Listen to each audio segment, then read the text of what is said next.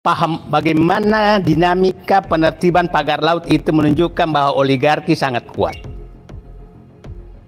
Tanggal 8 Januari itu dengan gagah berani menteri, gagah berani tanda kutip, menteri KKP menyatakan ini terjadi pelanggaran. Tanggal 9 turun dengan bintang, tuh dirjennya, bintang heran juga, sudah kayak tentara aja dirjen. Bagisti komando. Bagisti komando. Dengan gaya kayak jagoan, lebih jagoan, hanya datang menyegel. Ini Menteri KKP ini harus kita tahu, yaitu bendaharanya Jokowi waktu tim ses di periode pertama. Kita harus paham posisi dia. Yang saya waspadai adalah dan pada saat itu kita tak dapat info bahwa Jokowi datang ke Kertanegara loh. Oke. Ya saya was-wasnya adalah yang terjadi Jokowi diminta oleh oligarki agar datang ke Kertanegara untuk menekan Prabowo agar menyelamatkan PIK 2. Ya, bismillahirrahmanirrahim. Yang pertama saya menghimbau kepada segenap rakyat Banten, juga seluruh rakyat Indonesia, bahwa perjuangan ini tidak mungkin bisa berhasil hanya dilakukan oleh kami-kami ya, hanya dilakukan oleh Bang Marwan Batubara, hanya dilakukan oleh Bang Samsir, hanya dilakukan oleh Pak Jenderal Purnawirawan Sunarko dan yang lainnya. Tidak, tapi ini butuh kebersamaan seluruh rakyat bersinergi dalam levelnya masing-masing untuk menyuarakan kebenaran. Sebab kezaliman itu bisa menang bukan karena kuatnya kezaliman, tapi karena diamnya orang-orang yang benar. Nah, saya harapkan terutama yang menjadi korban untuk speak up ya, segera menyampaikan kepada publik melalui video tentang kezaliman itu, tentang tanahnya yang dirampas, tentang harga yang murah, tentang tanah yang belum dibayar, tentang laut yang dipagari, tentang sungai yang diuruk, dan berbagai dokumentasi lain, karena itu juga nanti akan jadi bahan pembuktian kami di pengadilan. Yang kedua, betul ini ansih bisnis, tapi bisnis ini benar-benar mengumpulkan cuan besar dari keringat dan penderitaan rakyat. Dan kami sudah tegaskan berulang kali bahwa cuan besar itu bukan hanya untuk Aguan, tapi juga untuk Antoni Salim. 89,2% saham dari PT PANI itu dikuasai oleh patungan usaha dari Aguan dan Antoni Salim. Jadi spesifik saya ingatkan kepada Antoni Salim, sebenarnya kalau saudara Antoni Salim hang up, keluar dari bisnis Pantai Indah Kapuk 2 yang menindas rakyat ini, sudah pasti Aguan kolaps. Karena komposisi permodalan Aguan jauh lebih kecil ketimbang Antoni Salim. Dan sebenarnya Antoni Salim bisa berkiprah bagi bangsa dan negara dengan bisnis-bisnisnya yang memang memberikan manfaat bagi segenap rakyat. Misalkan Indofood ya, bisnis menyediakan pangan, menyediakan fasilitas dan sebagainya. Tidak perlu terlibat dengan bisnis hitam yang merampas tanah rakyat, yang memang cuannya besar sekali. Kalau Anda masih berlindung bahwa Anda tidak terlibat langsung, memang tidak terlibat langsung di lapangan. Yang terlibat langsung di lapangan misalkan soal pemagaran laut, bukan Antoni Salim, iya. Bukan Aguan, iya. Tetapi Engcun atau Gojali, Ali Hanafi Lijaya, kemudian Mandor Mehmet, ini adalah orang-orang yang bekerja untuk dan atas kepentingan proyek PIK 2 punya Aguan dan Antoni Salim. Jadi saya mengutip apa yang disampaikan oleh Aguan. Kalau Aguan mengakui ada mafia tanah di bawah, dan hari ini pun mengakui misalnya ada masalah dalam proses pembebasan lahan, jadi keduanya, baik Aguan ataupun Antoni Salim, tidak bisa cuci tangan dengan menyatakan itu kesalahan ada di bawah. Karena pada akhirnya tanah ini menjadi asas produksi bagi industri properti yang dikelola oleh Pantai Indah Kapuk 2. Nah, saya menyebut bahwa kejahatan terhadap perampasan tanah ini bersifat TSM, meminjam istilah yang umum digunakan dalam sengketa di Mahkamah Konstitusi. Terstruktur karena melibatkan banyak pejabat-pejabat, dari pejabat desa, pejabat di kecamatan, pejabat di BPN, pejabat di Pemda, bahkan sampai kementerian dan lembaga. Karena modus operandinya adalah dengan merampas menggunakan sarana hukum, yakni menerbitkan sertifikat-sertifikat untuk merampas tanah rakyat atau ditempatkan di laut dan pantai yang kemudian diklaim menjadi milik mereka. Jadi pemagaran laut adalah prakondisi untuk menguasai secara de facto tanah-tanah itu untuk industri properti mereka, di mana secara de jure-nya tanah-tanah itu sudah dikuasai oleh mereka. Sistematis, karena proses perampasannya tidak hanya di bibir pantai atau tidak hanya di laut, tidak hanya di darat, tetapi seluruh wilayah yang sudah masuk peta tapak pengembangan bisnis mereka itu dirampas. Ya, ada tanah rakyat yang umumnya di daratan dan sebagian di dekat pantai, ada tanah negara mayoritasnya di pantai dan di laut, termasuk di sungai-sungai yang diuruk dan jalan dan segala fasilitas publik yang pengelolaannya oleh negara. Dan ini semua adalah tindakan yang sangat tersistematis dan terakhir masif. Ini tidak hanya terjadi di satu RT, tidak hanya terjadi satu RW, tidak hanya terjadi di satu desa, bahkan terjadi di 9 kecamatan atau 10 kecamatan, bahkan terjadi di 1 hingga 2 kabupaten di Provinsi Banten, yakni Kabupaten Tangerang sampai ke Kabupaten Serang, di mana ada 1 kecamatan, yakni Kecamatan Tanara yang terdampak proyek penindasan, proyek perampasan tanah rakyat. Jadi kepada Antoni Salim, saya imbau kepada saudara untuk segera hangout dari bisnis ini dan saya pastikan bisa berhenti. Tetapi kalau bisnis ini tetap jalan, berarti Anda pasang badan. Berarti Anda punya andil terhadap penderitaan perampasan tanah rakyat yang terjadi di Republik ini. Dan terakhir, kepada negara. Sebenarnya tidak perlu lagi kami ini bersuara. Karena memang fungsi, tugas, dan tanggung jawab untuk melayani, melindungi rakyat itu ada pada negara. Nunggu berapa lama lagi? Pemerintah. Nunggu argumentasi apa lagi pemerintah untuk bertindak? Nunggu penderitaan yang macam apa lagi sampai keluar keputusan untuk membatalkan status PSN dan segera menghentikan proyek P2 milik Aguan dan Antoni Salim ini? Saya tanya itu. Apakah menunggu banyak rakyat yang menderita lagi atau banyak rakyat yang celaka lagi gara-gara kendaraan proyek P2 yang sudah memakan korban hingga jiwa? Atau menunggu pemagaran laut itu bukan hanya 30 km tapi menunggu seluruh bibir pantai di wilayah kedaulatan negara Republik Indonesia dipagari dan berubah menjadi negara kesatuan Republik Aguan? Apa menunggu begitu? Kalau sudah itu yang ditunggu, maka sekali lagi ini benar-benar apa yang disampaikan oleh Pak Surip, benar-benar ini terjadi ya, kejahatan korporasi dan negara yang bersimbiosis atau yang disebut dengan SCC ya.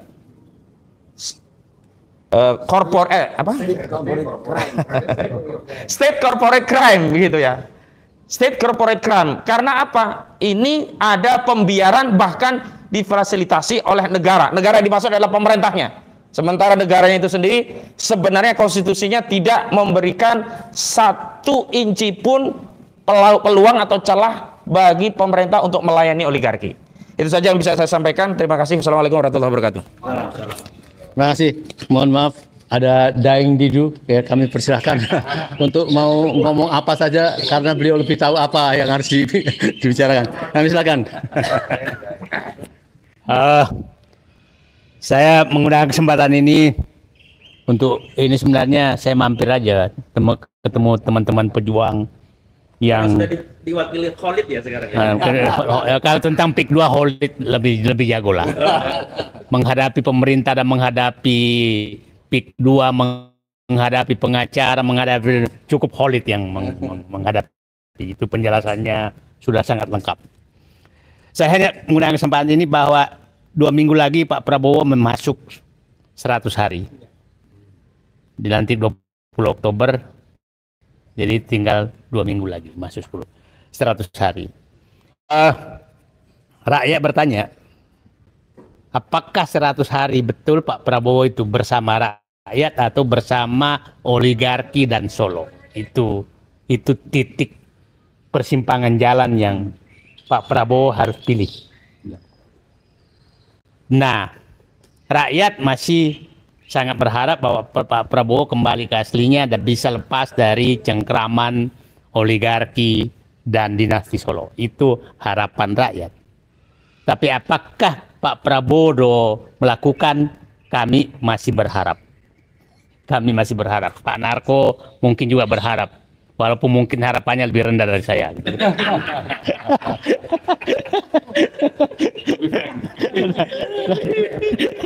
Nah, kasus. Jadi kita lihat gini ya. publik lihat paham bagaimana dinamika penertiban pagar laut itu menunjukkan bahwa oligarki sangat kuat. Tanggal 8 Januari itu dengan gagah berani menteri, gagah berani tanda kutip, menteri KKP menyatakan ini terjadi pelanggaran. Tanggal 9 turun dengan bintang, tuh dirjennya, bintang heran juga, sudah kayak tentara aja dirjen. Bagisti komando. Bagisti komando. Dengan gaya kayak jagoan, lebih jagoan, hanya datang menyegel. Jagoan tapi takut sama aguan. Nah, mungkin lagi habis makan kongguan. Nah, setelah itu besoknya Menteri KKP dipanggil DPR dan memberikan penjelasan bahwa hanya bisa dicabut ini kalau ada izinnya. Ini Menteri KKP ini harus kita tahu, yaitu bendaharanya Jokowi waktu tim ses di periode pertama. Kita harus paham posisi dia. Yang saya waspadai adalah dan pada saat itu kita tak dapat info bahwa Jokowi datang ke Kertanegara loh. Oke. Ya saya was-wasnya adalah yang terjadi Jokowi diminta oleh oligarki agar datang ke Kertanegara untuk menekan Prabowo agar menyelamatkan PIK 2. Kenapa? Karena besoknya Menteri KKP langsung menyatakan hanya bisa dibongkar kalau isinya nggak ada. Ini kan tidak mungkin ada isi memagar laut. Monyet bunting pun ditanya pasti paham bahwa itu nggak mungkin ada isi laut. Kok ini kok bodoh banget sih kita ini, dibodoh-bodohin sama mereka. Artinya saya menduga ada tekanan sangat keras untuk menyelamatkan ini, menyelamatkan pagar laut ini. Nah, pagar laut adalah puncak gunung es kebiadaban dan perampokan aset negara yang dilakukan PIK 2. Itu puncak gunung es. Kenapa? Saya sudah lama dapat informasi bahwa oknum kepala desa di sana itu menerbitkan kepemilikan kepada pantai dan laut. Dengan modus itu maka seakan-akan pengembang membeli dari yang punya girik. Yang punya girik. Nah, kalau kita lihat sekarang itu jelas-jelas mau direklamasi loh, bukan sama sekali untuk menghalangi orang. Dan kelihatannya di pagar itu disesuaikan dengan luas girik pemilik. Ya, peta-peta girik. Peta-peta girik itu. Nah, jadi ini negara ini jadi peta girik, itu peta girik semua. Nah, jadi ini sebenarnya bukan masalah pembongkaran pagar, tapi adalah ada orang yang sudah menjual beli laut. Pantai dan laut. Dan itu terjadi di Bekasi juga. Dugaan saya Bekasi juga terjadi. Saya pikir di kampung saya Makassar juga kayaknya terjadi juga. Nah, di Surabaya kemarin juga begitu.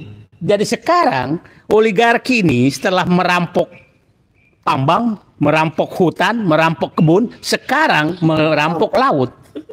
Ini udah keterlaluan menurut saya kalau kita didiamkan. Jadi saya berharap Pak Prabowo betul-betul menyelamatkan negeri ini, karena sini menurut saya sudah sangat-sangat keterlaluan,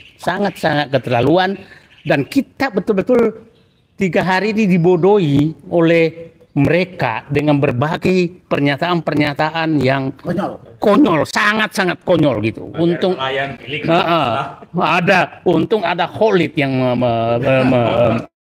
menghadapi Pak Gana. Jadi ini semakin hari semakin memasuki masalah yang sangat serius.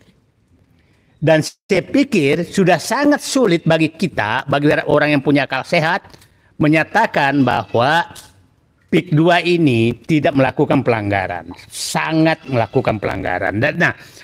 Tapi kita harus waspada betul bahwa jangan sampai ada pembelokan.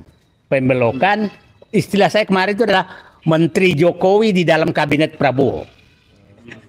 Ya, nah Menteri Jokowi yang ada dalam kabinet Prabowo kan udah berkali-kali saya katakan di kabinet Prabowo itu ada dua jalur menteri yang paling berbahaya buat Prabowo. Jalur yang lewat menteri yang lewat jalur oligarki dan menteri yang lewat jalur dinasti Jokowi. Dugaan saya menteri KKP itu dua jalur dipakai itu. Dua jalur dipakai gitu. Nah, jadi, kita harus berhati-hati betul menghadapi langkah-langkah mereka. Karena kalau ini salah, maka mereka merasa PIK 2 tidak yang salah. Jadi sekarang kita menurut saya Pak Presiden Prabowo dan penegak hukum sudah tidak ada jalan lain yang Bapak bisa gunakan membenarkan atau mendiamkan pemagaran laut yang dilakukan oleh oleh PIK 2. Tidak ada perampasan. Nah, kan saya sudah berkali-kali kemukakan. Yang terjadi di sana itu kan adalah dulu saya dilaporkan ke Mas Kota, Daplesi, bahwa saya semua dikatakan karena bikin hoax, adu domba dan lain. Sementara mereka tiap hari bikin domba sekarang. Mengadu domba, membuat adalah gus-gusan. Ada nelayan-nelayanan, ada mahasiswa-mahasiswaan gitu. Ini Sekarang pakai koin pula. Pakai koin. Jadi koin itu. Jadi ini kok kayak begini negara. Nah, terus nggak ada yang laporin kan. Nah, sekarang semua yang saya katakan itu kan terbukti. Semua yang saya katakan, terus yang melaporkan saya itu mau diapain? Ya kan, clear aja kan. Nah, jadi sekarang saya berharap bahwa betul-betul ikan busuknya sudah kelihatan. Saya hanya menyatakan semua pihak jangan mencoba melawan arus yang sangat kencang ini. Kepada seluruh masyarakat Banten, pikirkanlah. Jangan tiap hari terima seakan-akan bansos, tapi Anda menjual harkat dan martabat diri Anda semua. Dan menjual masa depan anaknya. Coba, selalu mereka menyatakan. Yang dua kan yang disatukan, yang selalu dikatakan tuh oleh mereka, mereka rajin menyumbang, ya kan, oleh toko-toko. Yang kedua, mereka memberikan lapangan kerja, itu kan selalu yang dipakai. Ya kalau mereka menyumbang dari hasil merampok rakyat, kalian tega menerima sumbangan dari merampok rakyat? Tega nggak menerima itu? Nah, bagi-bagi bansos, apa itu bansos apa? Nah, jadi tiap itu sumbangan seperti itu hasil rampok rakyat, hasil merampok rakyat, hasil merampok negara. Anda bisa bayangkan, ya saya supaya gambaran ya. Reklamasi itu rumit izinnya, tapi kalau pura-pura membeli pantai, itu namanya restorasi, bukan reklamasi. Restorasi nggak perlu izin karena dianggap bahwa itu bekas laut, maka bekas darat, maka hanya di restorasi. Restorasi nggak perlu izin apa akan dinyatakan. Nah, Anda bisa bayangkan kalau hanya sampai 8 meter di sekitar kota Jakarta yang dijual kira-kira di atas 10 juta, 15 juta, maka secara ekonomi per meter masih sangat menguntungkan sampai 8 meter. Kalau hanya sampai kedalaman laut. Kalau sampai kalau sekitar pik 2, pik 1 itu sampai 10 meter masih layak. Nah, itu yang terjadi sehingga hampir semua yang diambil itu sekitar 8 meter yang dipagar itu maksimum. Nah, kedalaman laut. Jauhnya 1 kilo. Ya, pokoknya mau sampai 8 meter itu instruksinya. Nah, ini adalah persekongkolan sangat jahat. Persekongkolan sangat jahat sehingga saya katakan ini kepala desa yang menerbitkan girik itu harus ditangkap. Hukum mati. BPN yang menerbitkan surat hak kepemilikan, mau sertifikat apa namanya, hak pemilikan terhadap itu, maka dia harus ditangkap. Itu harus ditangkap semua. Nah, itu menurut saya harus dilakukan karena sudah menjual beli laut. Itu yang nggak boleh sama sekali. Nah, kalau ini sempat lolos, maka laut kita sudah akan diambil semua. Jadi ini bukan masalah yang sederhana. Sehingga mereka sebenarnya memang targetnya adalah meluluskan. Jadi saya mengharapkan, mari kita fokus bahwa ini ada persekongkolan sangat jahat yang dilakukan oleh pemerintah Jokowi dengan bersama. Siapa tahu kedatangannya Kertanegara ke Kertanegara itu, Jokowi sudah ketakutan. Ini aku masuk penjara kalau ini, ya kan? Karena kebijakannya dia yang keluar itu. Nah, kita nggak tahu. Siapa tahu ada transaksi yang terjadi karena ini. Coba bayangkan Pak, kalau itu 1.000 hektar laut, 1.000 hektar laut. Saya dapat informasi yang dikasih nama itu hanya dikasih Rp15.000 per meter.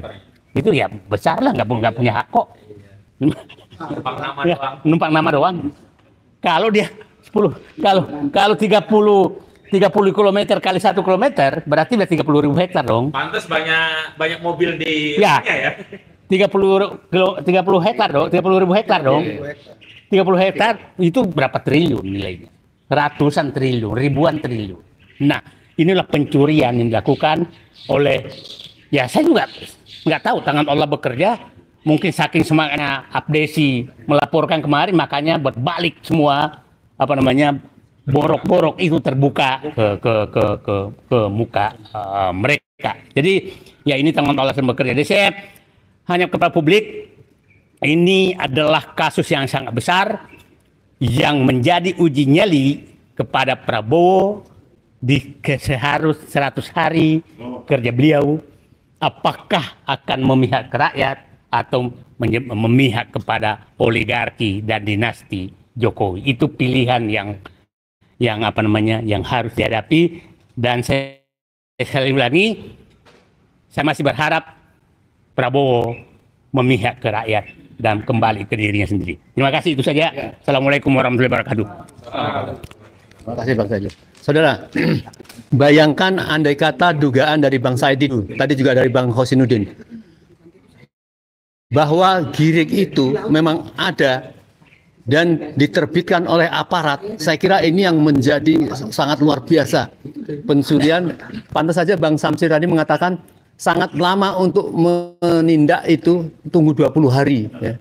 Saya kira mungkin terakhir Bang Marwan untuk memberikan, karena menjadi salah satu koordinator dari rakyat, untuk apa tindakan, ya, tindakan terhadap pencopotan itu. Mau dicopot rakyat atau segera mungkin pemerintah melakukan pengumuman malam ini akan melakukan, atau tindakan, atau bahkan sampai tuntutan-tuntutan kepada orang-orang yang melakukan kejahatan tadi. Kami silakan, Pak.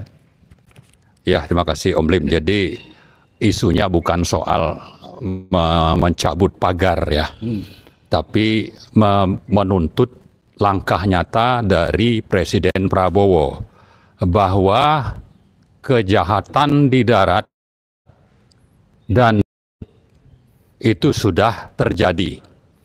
Pagar laut itu terjadi di laut, tapi skala di darat itu jauh lebih besar karena sudah ada korban dan korbannya itu sampai sekarang menderita. Oke, ada nelayan, tapi di samping nelayan di darat itu ada petani, petambak dan sebagainya. Jadi dari sisi skala yang di darat yang sudah terjadi di 9 kecamatan, kejahatan PSMB terstruktur, sistematik, masif dan brutal sudah dilakukan oleh rezim ini.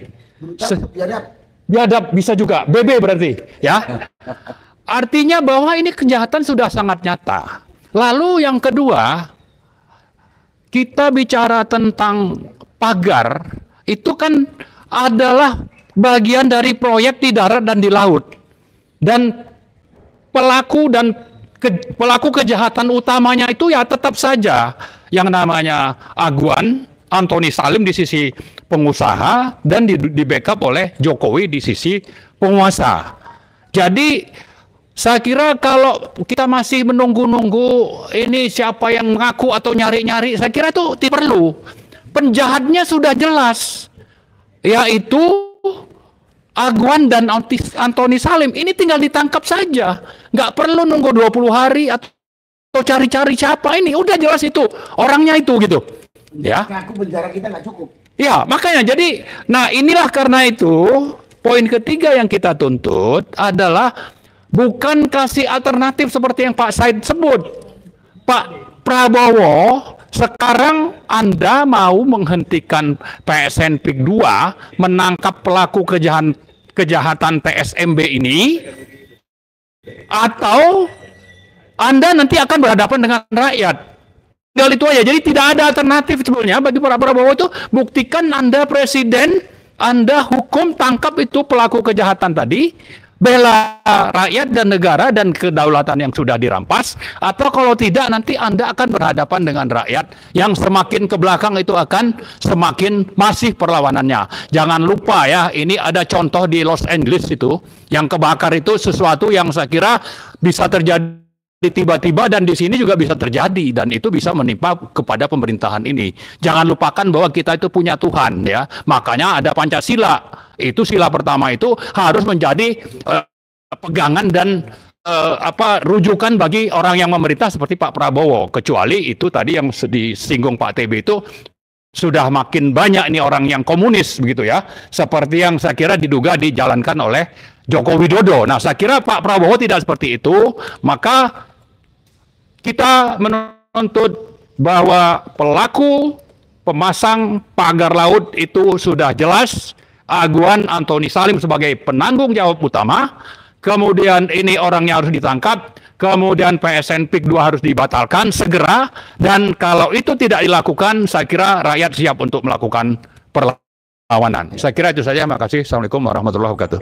Baik, saudara sekalian, saya kira cukup ya, bocoran dari para tokoh untuk beberapa hari ke depan untuk menyikapi apakah Presiden Prabowo segera melakukan tindakan-tindakan supaya clear ya di masyarakat. Kalau kata orang Surabaya, hidup mulia atau mati syahid, merdeka atau mati. Assalamualaikum warahmatullahi wabarakatuh.